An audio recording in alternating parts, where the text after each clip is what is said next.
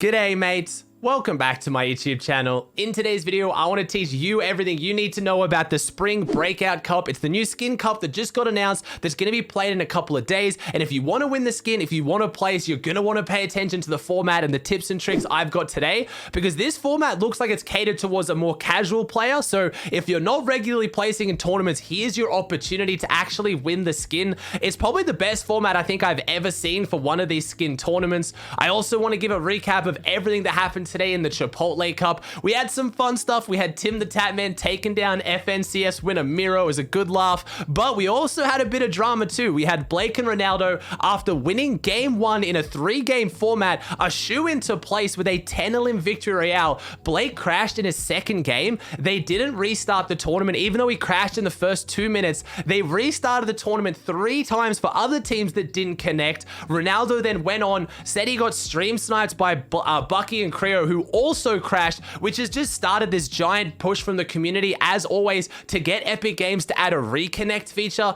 People are losing hundreds, thousands, millions of dollars on the line in these tournaments, and there's still no way to get back into the game if you happen to crash. So I want to talk about that, and at the very end, I want to cover what's going on with Mr. Fresh Asian's team in OCE. Looks like he's not playing on Newbatoon anymore, and it looks like Newbatoon's actually gone over and played with the X2Twins, so a lot of people are talking about it. I want to cover exactly what's happening there. Also, guys, I'm going to be trying out something different with my background footage from now. I was going to start using my own, but I thought of a way cooler idea. I'm actually going to start trying to shout you guys out and highlight a lot of you even more. So all you need to do is follow my Twitter. Every so often, I'm going to put out a tweet like I did yesterday, looking for people's footage to use. Today, we're actually using TN Frenzies. It's going to be his video of how he came second place in heats and qualified to grand finals. So please check out his YouTube. It'll be in the description down below. All this gameplay is his.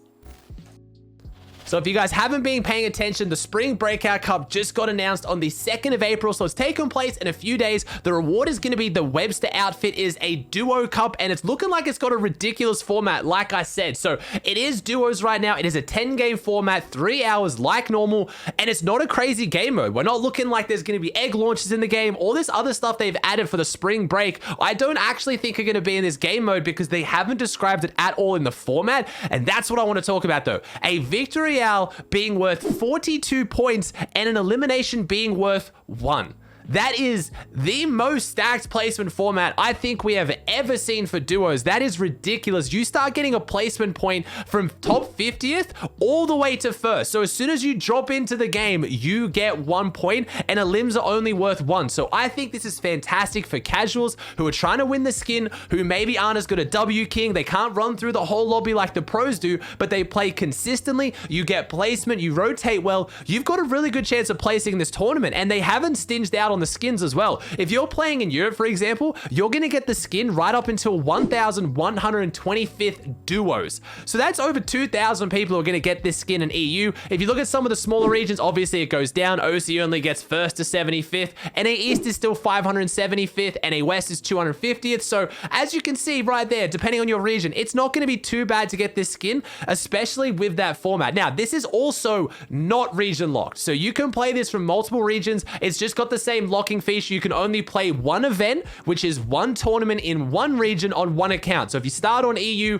you can't then switch accounts to keep playing on EU on a different account, but you can play the EU, the NA East, the OC, whatever you want. As long as you're playing it on one account and you're not restarting on a second account within the same tournament, you're good to go. And like I said, with that format, you've got to find a decent drop that's a safe-ish drop. Don't worry too much about dropping like some god drop to get all mechanical pumps, mechanical ARs, start W keying. No, if you're not a confident player, get really good at dropping an outskirts drop spot. Get good at dropping the islands. Get good at dropping like towards Dirty Docks. Do a little bit of a Kami split action. Get good at dropping in the areas around Weeping. Maybe one of the Spire huts. Maybe like on the edge of Orchard. Maybe the Spire. You combine that with the bridge. Try to learn to play a bit more shambles. If you're not used to placing in these kind of tournaments, if you just get good positioning, if you rotate to dead side and you avoid some of the dumber teams that are going to W key in this, if you play out, 8, 9 of your games to the very 10 for the most part. If you're making top 10 in 7 of your games, that's 24 points per game with no eliminations. That's massive. You have to get 10 eliminations. Sorry, you have to get 24 eliminations to equal the same as getting 10th. This is so placement heavy. If you're not good at W keying, don't worry. Just get good at rotating, avoiding opponents. Like I've given tips all the time when you're trying to avoid getting W keyed, do not box up early in center. If you are that cautious, if you're that careful, rotate to center or near center, hide in a bush, hide in a cone inside a house. Don't build a wood base. You will get keyed because not everyone is going to play this tournament taking it seriously. If you see pros in your lobby by looking at the kill feed, try to get to dead side and try to hide. If you all of a sudden hear a big fight going on, you see that it's good players elimination feed, avoid them. You will win this skin if you just play pure placement and avoid the fights. Good luck. Now let's break down this Chipotle Cup. It was a $65,000 tournament that had some of the biggest names in the business. I've been talking about it. I did a viewing party with it on stream. You had Tim the Tapman playing. You had Aiden, some of the old gods coming back. You had Stable Ronaldo, Centered Commandment. You had some of the biggest names in the scene playing this one. You had Ronaldo and Blake after starting game one, both of them saying on stream they had no idea how to play the meta. They have no idea how they're going to play this, winning the game with a beautiful height call from Ronaldo in the end game. He said, hey, height's free. Let's take it. They ended up getting the 10 elimination victory out, 25 points. This is a 3-game format. With that kind of a start, short of crashing, which happens, you can't really lose the tournament or fall outside top 3. Not only going into second game, does Blake crash? Let me show you how they handled it on the main broadcast. Just absolutely just rubbing salt into the wounds here. They're going to get free farm on this island right here, and then probably an easy rotation as well.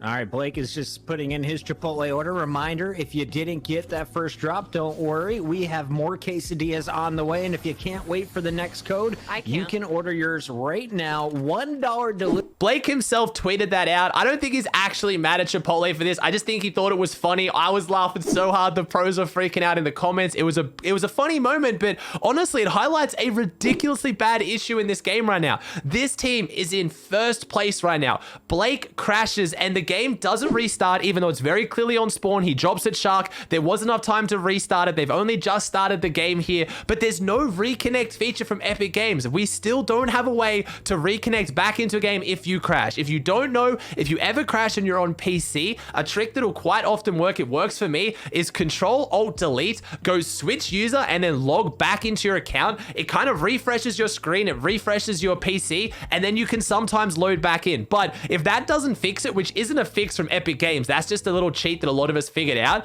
you're stuck. Blake is losing and lost tens of thousands of dollars because of this in the end. But to make things even worse, after this for game 3, they restarted game 3 times because other players, content creators, or pros didn't load in. I don't want to throw shade on who those content creators or pros were, but they were in like the bottom 3. They had no relevancy to the actual tournament overall, but I get it. Chipotle's Challenger Series is a company. They're trying to make a spectacle. They're trying to obviously make a profit out of this. I get it. It's marketing, right? You want the big names in it, but how are you going to restart it 3 times for a team in the bottom 5 but not restart it when the team that's in first crashes? And again, I don't know who to blame here, whether it's like tournament organizers a little bit upset on that side of things, or whether it's because Epic Games doesn't have a reconnect feature. Again, let's just make things even worse for Blake and Ronaldo in this game. Ronaldo's trying to play it as a solo. He ends up getting very heavily keyed by Creo and Bucky, who Ronaldo said earlier in the game, I guarantee I'm going to get pushed by Creo and Bucky,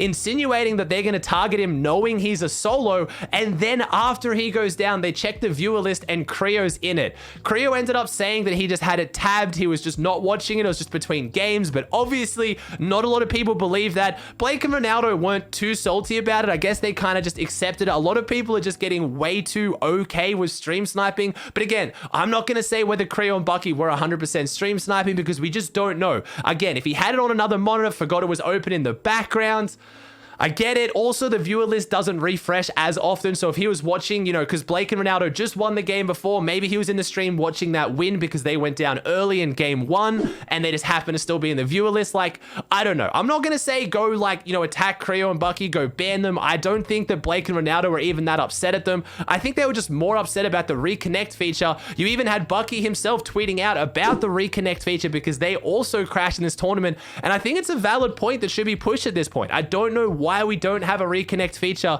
in a game where most other battle royales do. If you disconnect, your body stays completely still, your teammates can box you up, protect you, you reconnect back in, and then you jump back in. I don't understand why that's not a feature yet.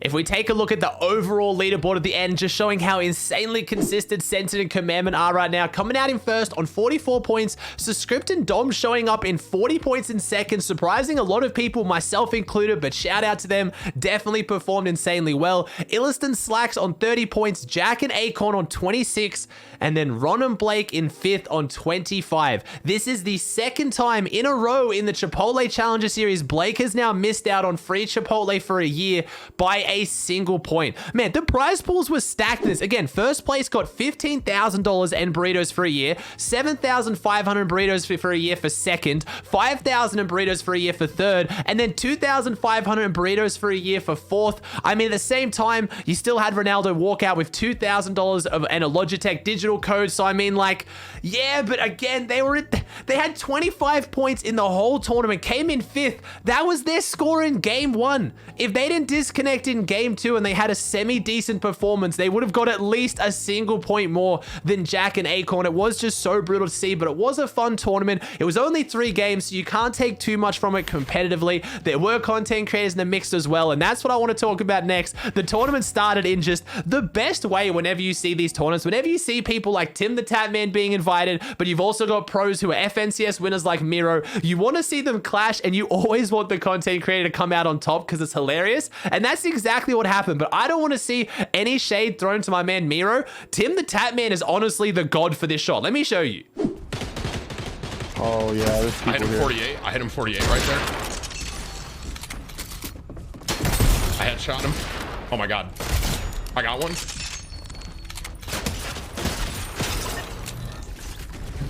I mean, what are you gonna do there? Tim just straight up flick, headshot, 96 damages Mero, and then gets the follow-up shot. He doesn't miss a single time out of 3 shots with a green pistol that doesn't have first shot accuracy. So mad props to Tim. Again, he didn't do too well in the tournament overall. Mero wasn't too mad about it. He was in my chat having a good laugh about it. He even tweeted about it, just saying that Tim the Tatman's the GOAT. So it was good fun. That's what you want to see from these kind of tournaments. But moving on to other competitive news now, I'm gonna try and cover the whole situation with what's going on with Fresh's team, why he's not playing with Newbatoon, and why Newbatoon is now playing with the Twins, because there's a lot going on. Normally, this early in the season, I don't like to talk about too much with what teams are doing until tournaments get announced, until scrims really kick up proper, but a lot of you guys are asking about this. There's a lot of confusion, so I want to make sure that I clear it up.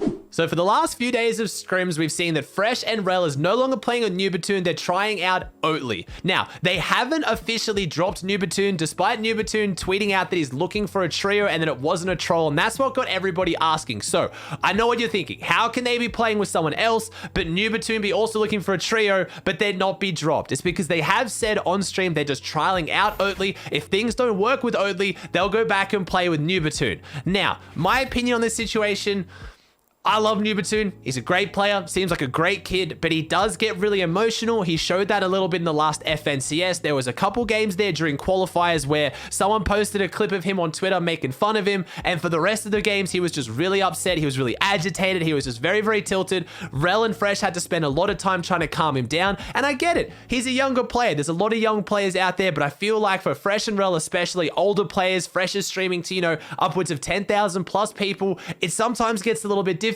to deal with someone who is getting that, I don't want to say emotional because that has a really bad kind of connotation now. He just got a bit upset about it and it kind of dragged on, but they came 5th in last FNCS. They performed really, really well. Yes, Fresh has been practicing a whole bunch more than what he normally does, but 5th place is 5th place. That's a good performance. But on the counter side of things, Oatly is a very, very solid player. A lot of you guys outside of OC aren't going to have heard about him. From when I was commentating the last OC FNCS, I was so impressed watching Oatly. I think there was 2 games in the grand finals that I can remember distinctly where I think his team went down like, you know, top 50 players alive, and he clutched out like a 4th place or a 5th place twice. It was insane. So genuinely a really impressive player. They seem to be doing fantastically in scrims. I don't know if I like the idea of we'll try someone else out, and then if we don't like them as more than you, we'll go back with you. I feel like that's not good for a team's chemistry, especially with someone like Newbatoon, who probably will get a bit upset by that. He obviously hasn't taken being dropped too well. I don't think it's a great idea. I think if you're already considering dropping someone or things aren't working well, maybe just cut it there. Don't be like, hey, we'll try and find someone better, but you'll be our last resort. I don't want to say that's what Fresh and Rel have been saying. They haven't been acting like that. That's just how it would come across to me if I was Newbatoon. And I think Newbatoon's a phenomenal player who can find an absolutely phenomenal team. I just think maybe he's played with Rel for a really long time. They sometimes butt heads and clash. Everyone makes the joke that it's like, you know, Rel's trying to keep Newbatoon on a leash like a child, but I think if Newbatoon maybe found a new team, he'd also see fantastic success. It's not always a negative. I think things could go really, really well for Newbatoon if he does find another team. He is definitely on the come up, and a top 5 in FNCS is huge. I mean, like I said, he's already been playing with the X2Twins. He was playing with Jordan while they were scrimming a couple nights ago, but that's another team I need to talk about because everyone's really confused on what's going on with the X2Twins. Are they playing FNCS or are they not playing FNCS?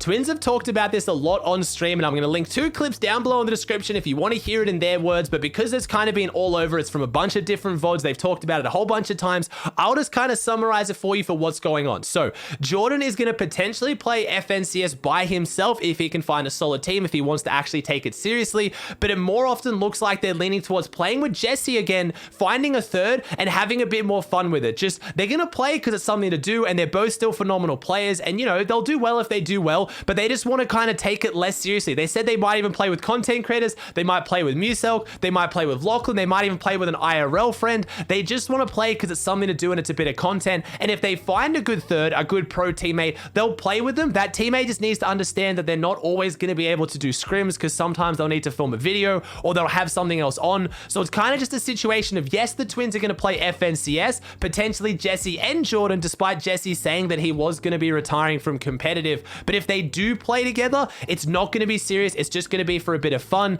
And I honestly support that. Their content is absolutely popping off. They love making content. They want a career past Fortnite being a pro. They've already been pros since the beginning, since the dawn of Fortnite. I mean, they're one of the only OC players that went internationally to play at Katowice. You know, Jesse's won the Australian Open. Jordan qualified for the World Cup. They've had their competitive run. They've achieved things. I think they could still win the whole region if they tried, but in OCE, a region where the prize pool's going down and down, the competitive scene, while having a great scrim scene, I'm so proud of OCE, I think will inevitably have to go down because as less people play, the prize pool goes down, making less people play, so it goes down even more. You see where I think this is going, but I hope the Twins find a really awesome third, maybe like Squeak, someone who understands that they can't play all the scrims, but they still want to do well in the tournaments. I'm looking forward to a bit of fun. Hey, I mean, how good would it be to watch Lachlan, the Twins, or Muselk and the Twins play FNCS? It would be top tier content either way, so I don't think Newbatoon is their serious third. Maybe if Fresh and Rel decide to not play with Newbatoon, maybe he will be their official third.